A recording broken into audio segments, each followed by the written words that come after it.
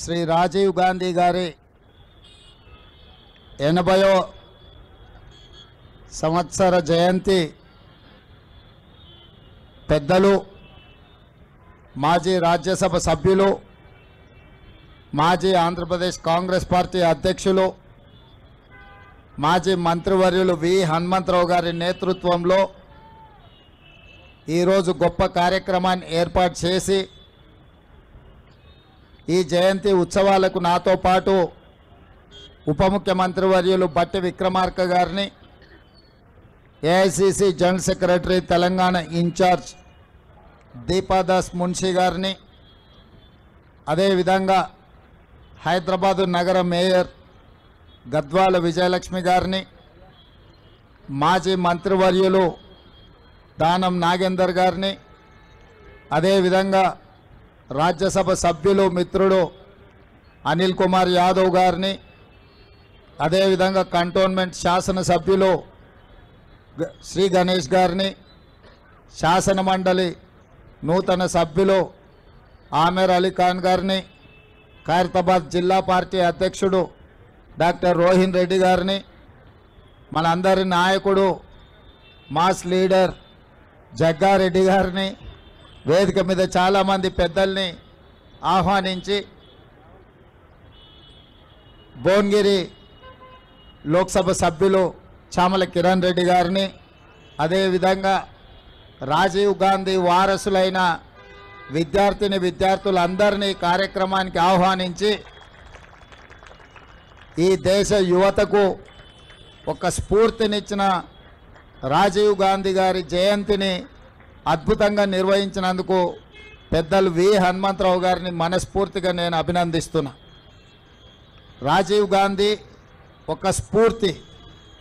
రాజీవ్ గాంధీ గారు సమూలమైన మార్పులకు, విప్లవాత్మక చైతన్యానికి వారు ఆదర్శంగా నిలబడి ఈ దేశంలో పెద్దలు బట్టి విక్రమార్క గారు చెప్పినట్టు పారిశ్రామిక విప్లవం కొంత వెనుకబడ్డ కంప్యూటర్ విప్లవంతోనే కోట్లాది మందికి ఉద్యోగ ఉపాధి అవకాశాలు వస్తాయి, భారతదేశము ప్రపంచంతో పోటీ పడుతుందని గుర్తించి 1980 దశకంలోనే ఈ దేశానికి కంప్యూటర్ని, ఈ దేశానికి సాంకేతిక నైపుణ్యాన్ని, అదేవిధంగా టెలికాం రంగాన్ని ఈ దేశానికి పరిచయం చేసిన గొప్ప స్ఫూర్తి ప్రదాత శ్రీ రాజీవ్ గాంధీ గారు. వారు ఓన్లీ టెక్నాలజీనే కాకుండా సామాజిక చైతన్యం ఉన్న స్థానిక సంస్థలలో పల్లెలే పట్టుగొమ్మలని మహాత్మా గాంధీ గారు ఏదైతే చెప్పినరో ఆ స్ఫూర్తితోని స్థానిక సంస్థలకు ప్రత్యక్షంగా కేంద్ర ప్రభుత్వం నుంచి నిధులు వచ్చే విధంగా రాజ్యాంగ సవరణ ద్వారా 73, 74 రాజ్యాంగ సవరణ ద్వారా గ్రామ పంచాయతీలకే అధికారాలను కట్టబెట్టి గ్రామాల మీద అభివృద్ధి జరిగినప్పుడే ఈ దేశం అభివృద్ధి జరుగుతుందని రాజ్యాంగ సవరణలు తీసుకురావడం ద్వారా పంచాయతీరాజ్ వ్యవస్థల్ని మరింత బలోపేతం చేసింది శ్రీ రాజీవ్ గాంధీ గారు. ఇదే కాకుండా కుటుంబంలోనే కాదు, రాజకీయాలలో, స్థానిక సంస్థల్లో మహిళలకు ప్రాధాన్యం ఉండాలి, సమానమైన అవకాశాలు ఉండాలి అని చెప్పి స్థానిక సంస్థలలో మహిళలకు రిజర్వేషన్లు తీసుకొచ్చి మహిళల్ని పొలిటికల్లీ ఎంపవర్ చేసింది శ్రీ రాజీవ్ గాంధీ గారు. ఈరోజు గద్వాల విజయలక్ష్మి గారు మేయర్ అయినా, శ్రీలత గారు డిప్యూటీ మేయర్ అయినా, రాజీవ్ గాంధీ గారు రాజ్యాంగంలో తీసుకొచ్చిన మార్పుల వల్ల మహిళా రిజర్వేషన్ రావడం వల్ల ఈరోజు వాళ్ళు అధికారంలో భాగస్వాములై ఈ దేశ నిర్మాణంలో వాళ్ళు క్రియాశీలక పాత్ర పోషిస్తున్నారు. అదేవిధంగా ఈరోజు ఈ దేశం అభివృద్ధి పదం వైపు నడుస్తున్నది అని అంటే ఈ దేశం ఇంత బలంగా, ఈ దేశం యొక్క సమగ్రతను కాపాడడానికి రాజీవ్ గాంధీ గారు తన ప్రాణాలను సైతం త్యాగం చేసింది. శ్రీమతి ఇందిరాగాంధీ గారు ఈ దేశ సమగ్రతను కాపాడడానికి వారు అమరులై ఈ దేశం యొక్క సమగ్రతను కాపాడారు. అదేవిధంగా పండిట్ జవహర్లాల్ నెహ్రూ గారు ఈ దేశ స్వతంత్రం కోసం 10 సంవత్సరాలు జైల్లో మగ్గి దేశానికి స్వతంత్రం తెచ్చి మొట్టమొదటి ప్రధానమంత్రిగా ఈ దేశంలో education and irrigation is our priority అని చెప్పి విద్యా యూనివర్సిటీలను తీసుకొచ్చిండ్రు. సాగునీటి ప్రాజెక్టులను కట్టి ఈ దేశాన్ని కరువు నుంచి బయటపడేసిండ్రు. అట్లాంటి వారసత్వంలో వచ్చిన రాజీవ్ గాంధీ గారు, వారి సతీమణి శ్రీమతి సోనియా గాంధీ గారు ఉక్కు సంకల్పంతో 60 సంవత్సరాల తెలంగాణ ఆకాంక్షను, తెలంగాణ రాష్ట్రాన్ని ఏర్పాటు చేయడం ద్వారా వారు మన కళను సాకారం చేశారు. అంత గొప్ప స్ఫూర్తి ప్రదాత అయిన తెలంగాణ రాష్ట్రాన్ని ఇచ్చిన శ్రీమతి సోనియా గాంధీ గారికి భర్త, శ్రీమతి ఇందిరాగాంధీ గారికి పుత్రుడు, పండిత్ జవహర్లాల్ నెహ్రూ గారి మనమడు, ఈ దేశ ప్రధానమంత్రి రాజీవ్ గాంధీ గారి విగ్రహాన్ని సచివాలయం ముందు పెడితే కొంతమంది సన్నాసుల విగ్రహాన్ని తొలగిస్తామని ఈరోజు మాట్లాడుతున్నారు. అధికారం పోయినా బలుపు మాత్రం తగ్గలేదు. నీ బలుపు అనగదీసే బాధ్యత ఇక్కడున్న మా కాంగ్రెస్ పార్టీ కార్యకర్తలు తీసుకుంటారని చెప్పి ఈ టీఆర్ఎస్ సన్నాసులకు నేను చెప్పదలుచుకున్నా. ఆ సన్నాసి దుఃఖం బాధ ఏందని నేను కనుక్కుంటే అక్కడ వాళ్ళ అయ్య విగ్రహం పెడదాం అనుకున్నాడట. వాళ్ళ అయ్య పోయేదెప్పుడు, వీడు పెట్టేదెప్పుడు అక్కడ విగ్రహము? ఈ దేశానికి స్వతంత్రం తెచ్చిన కుటుంబము, ఈ దేశం కోసం 2 తరాలు ప్రాణాలు ఇచ్చిన కుటుంబము, ఈ తెలంగాణ రాష్ట్రాన్ని ఏర్పాటు చేసిన కుటుంబము సచివాలయం ముందు కోట్లాది ప్రజలకు స్ఫూర్తిగా అమరవీరుల స్తూపం పక్కన ఈ దేశం కోసం అమరుడైన శ్రీ రాజీవ్ గాంధీ గారి విగ్రహం పెట్టడం సముచితం. అంతేగాని ఉద్యమం ముసుగులో తెలంగాణ రాష్ట్రాన్ని దోసుకొని వేలాది కోట్ల రూపాయలు సంపాదించుకొని వందలాది ఎకరాల ఫామ్ హౌజులు కట్టుకొని తాగుబోతు సన్నాసుల విగ్రహం ఒకవేళ సచివాలయం ముందల పెడితే ఈ పిల్లలకు ఎవరిని ఆదర్శంగా చూపిస్తారు? పొద్దున్నేస్తే రాత్రి వరకు తాగి ఫామ్ హౌస్లో పొర్లాడే కేసీఆర్ విగ్రహం ఉండాలన్నా అక్కడ సచివాలయం ముందల? లేకపోతే దేశం కోసం ప్రాణత్యాగం చేసిన రాజీవ్ గాంధీ విగ్రహం ఉండాలన్నా? తెలంగాణ సమాజం ఆలోచన చేయాలి. నిన్నటికి నిన్న సన్నాసి రాజీవ్ గాంధీ విగ్రహం తొలగిస్తే మేము అధికారులకు వస్తే అని అంటుండు. నేను ఒక్క మాట చెప్పదలుచుకున్నా. ఇక నాకు మంచి మాటలు రావు కానీ ఒక్క మాట అయితే చెప్పదలుచుకున్నా. ఎవడైనా శాతనైతే వచ్చి రాజీవ్ గాంధీ విగ్రహం మీద చేయి పెట్టండి బిడ్డ, చెప్పు దిగకపోతే చూస్తా నేను. నీ అయ్యా విగ్రహం కోసం, దేశం కోసం ప్రాణాలు ఇచ్చిన రాజీవ్ గాంధీ విగ్రహాన్ని తీస్తావా నువ్వు? నీకు అధికారం అనేది కళలో మాట, కళలో కూడా నీకు అధికారం రాదు. అసెంబ్లీ ఎన్నికల్లో 39 సీట్లు ఇస్తే, పార్లమెంట్లో వస్తే 7 సీట్లలో డిపాజిట్ పోయింది, 15 సీట్లలో 3rd ప్లేస్లో వచ్చిన సన్నాసి నీ పార్టీ మళ్ళీ అధికారంలోకి వస్తుందా? నీవు మళ్ళీ రాజీవ్ గాంధీ విగ్రహాన్ని తీస్తా అని మాట్లాడతావా? చింతమడకకు పోతావు బిడ్డ నువ్వు అనుకుంటున్నావు. ఈ చింతపండు అవుతుంది అక్కడికి గిన వస్తే. ఆయనకి ఇప్పుడు తెలంగాణ తల్లి గుర్తొచ్చింది. ఇన్ని రోజులు గాడిదలను కాసినవా?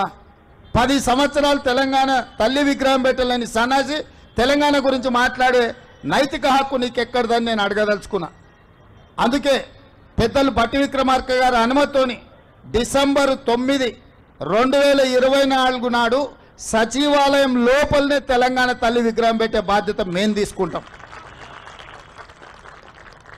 డిసెంబర్ 9, 2009 నాడు యూపీఏ చైర్పర్సన్ శ్రీమతి సోనియా గాంధీ గారి నాయకత్వంలో ఈ దేశ ప్రధానమంత్రి మన్మోహన్ సింగ్ గారి క్యాబినెట్ మంత్రివర్గం శ్రీ చిదంబరం గారు తెలంగాణ రాష్ట్ర ఏర్పాటు ప్రకటనను డిసెంబర్ 9 నాడు ప్రకటించారు. ఇదే కాకుండా మన నాయకురాలు శ్రీమతి సోనియా గాంధీ గారి జన్మదినం కూడా డిసెంబర్ 9. ఖచ్చితంగా తెలంగాణ తల్లి విగ్రహం సచివాలయం బయట కాదు, సచివాలయం లోపల తెలంగాణ తల్లి విగ్రహాన్ని ప్రతిష్ఠించే బాధ్యత నేను, మా మిత్రుడు బట్టి విక్రమార్క గారు తీసుకుంటాం. హైదరాబాద్ నగరంలో మా హనుమంతన నాయకత్వంలో ఈ కార్యక్రమాన్ని చేపడతాం. మా చిత్తశుద్ధిని, మా నైతికతను ఏ సన్నాసి ప్రశ్నించాల్సిన అవసరం లేదు. మీలాక మేము తాగుబోతులం కాదు, రాత్రి కోటి పొద్దున కోటి మాట్లాడడానికి, లేకపోతే మాట్లాడింది మర్చిపోయి మళ్ళీ కొత్తది మాట్లాడడానికి మేమెవరము మీలాంటి తాగుబోతు సన్నాసులం కాదని ఈ వేదిక మీద నుంచి నేను చెప్పదలుచుకున్నా. నువ్వు ఎప్పుడొస్తావు రాజీవ్ గాంధీ విగ్రహాన్ని తీయడానికి? తారీఖు చెప్పు, మా జగ్గాన్నకి చెప్తా, మా జగ్గాన్న వచ్చి అక్కడ ఉంటాడు. అప్పుడు తెలుస్తుంది బిడ్డ నీకు రాజీవ్ గాంధీ విగ్రహాన్ని ముట్టుకుంటే ఏమవుతుందో. అప్పుడు కానీ నీకు అర్థం కాదు. అందుకే ఈరోజు ఈ దేశ యువతకు స్ఫూర్తి ప్రదాత శ్రీ రాజీవ్ గాంధీ గారు వారి జయంతి సందర్భంగా మా హనుమంతన్న కొంతమంది క్రీడాకారులకు సన్మానం చేసిండ్రు. ఆర్థిక సహాయాన్ని వారికి తోసిన విధంగా చేశారు. అందుకే ఈరోజు ఈ రాష్ట్రంలో ఈ దేశంలో మొన్న జరిగిన ఒలింపిక్స్లో మన పర్ఫార్మెన్స్ ఏమాత్రం బాగా లేదు. సౌత్ కొరియా లాంటి చిన్న దేశానికి 32 పథకాలు వచ్చినాయి. నేను సౌత్ కొరియాలో ఒక యూనివర్సిటీకి పోతే ఓన్లీ 1 యూనివర్సిటీలో 16 పథకాలు వచ్చినాయి. ఒకే ఒక అమ్మాయికి 3 గోల్డ్ మెడల్స్ వచ్చినాయి. వాళ్ళని చూసి నేర్చుకోవాల్సిన అవసరం ఉంది. అందుకే సౌత్ కొరియన్ స్పోర్ట్స్ యూనివర్సిటీ లాగా యంగ్ ఇండియా స్పోర్ట్స్ యూనివర్సిటీని తెలంగాణలో ప్రారంభిస్తున్నాం. తండాలలో, గూడాలలో, మారుమూల పల్లెల, గ్రామీణ ప్రాంతాలలో ఉన్న క్రీడాకారులను మట్టిలో మాణిక్యాలను వెలికి తీసి రాబోయే ఒలింపిక్స్లో తెలంగాణ నుంచి అత్యధికంగా మెడల్స్ సాధించే విధంగా మేము క్రీడా విధానాన్ని తీసుకురావాలని స్పష్టంగా నిర్ణయించుకున్నాం. ఆ యూనివర్సిటీ పేరు యంగ్ ఇండియా స్పోర్ట్స్ యూనివర్సిటీ. ఎందుకంటే ఒక నూతన రక్తాన్ని ఈ దేశానికి ఆదర్శంగా నిలబెట్టాలని ఇవాళ మా మంత్రివర్గం నిర్ణయం తీసుకున్నది. ఇదే కాదు, SC, ST, BC, minority residential స్కూల్స్కి ఒక ఇంటిగ్రేటెడ్ అకాడమీని నిర్ణయించాలనుకున్నాం. ఆ ఇంటిగ్రేటెడ్ అకాడమీలకు కూడా యంగ్ ఇండియా రెసిడెన్షియల్ అకాడమీ అని చెప్పి మేము పేర్లు పెట్టాలని ఇవాళ మేము నిర్ణయం తీసుకున్నాం. యంగ్ ఇండియా అంటే తెలంగాణకు ఒక యంగ్ ఇండియన్ స్ఫూర్తినిచ్చేది ఇక్కడి నుంచే. కాబట్టి తెలంగాణ నుంచి ఈ యంగ్ ఇండియా అనే పదము 1920 నుంచి 1931 వరకు మహాత్మా గాంధీ గారు స్వతంత్ర పోరాటంలో ఒక పత్రిక నడిపారు. ఆ పత్రిక పేరు యంగ్ ఇండియా. శ్రీ మహాత్మా గాంధీ గారి స్ఫూర్తిగా ఇవాళ తెలంగాణ రాష్ట్రం యంగ్ ఇండియా స్కిల్స్ యూనివర్సిటీని ప్రారంభించింది. తొందరలోనే యంగ్ ఇండియా స్పోర్ట్స్ యూనివర్సిటీని ప్రారంభించుకోబోతున్నాం. ఆ తర్వాత ఇంటిగ్రేటెడ్ రెసిడెన్షియల్ స్కూల్స్కి కూడా యంగ్ ఇండియా పేరు పెట్టి లక్షలాది మంది తెలంగాణలో ఎస్సీ, ఎస్టీ, బీసీ, మైనార్టీ విద్యార్థులకు ఉన్నతమైన చదువులు చెప్పించి వాళ్ళను డాక్టర్లుగా, లాయర్లుగా, ఇంజనీర్లుగా, సైంటిస్టులుగా మా హనుమంతన్న చెప్పినట్టు వాళ్ళని ఎమ్మెల్యేలుగా, ఎంపీలుగా తీర్చిదిద్దే బాధ్యత కాంగ్రెస్ పార్టీ తీసుకుంటుందని చెప్పి నేను ఈ సందర్భంగా తెలియజేయదలుచుకున్నా. మేమందరం మీకు ఉద్యోగాలు ఇవ్వాలనుకుంటే మా హనుమంతన్న కుర్సే ఇవ్వాలంటున్నాడు మిమ్మల్ని ఎమ్మెల్యేలను చేసి. అందుకే ఈరోజు నేను సూటికి ఒక్కటే మాట చెప్పదలుచుకున్న టీఆర్ఎస్ నాయకులకు, అధికారం కోల్పోయి విచక్షణ రహితంగా అసహనంతోని అర్థం పర్థం లేని మాటలు మాట్లాడితే తెలంగాణ సమాజం నుంచి మిమ్మల్ని సామాజిక బహిష్కరణ చేయాల్సి వస్తుంది. శ్రీ రాజీవ్ గాంధీ గారి విగ్రహం యువతకు ఒక స్ఫూర్తి.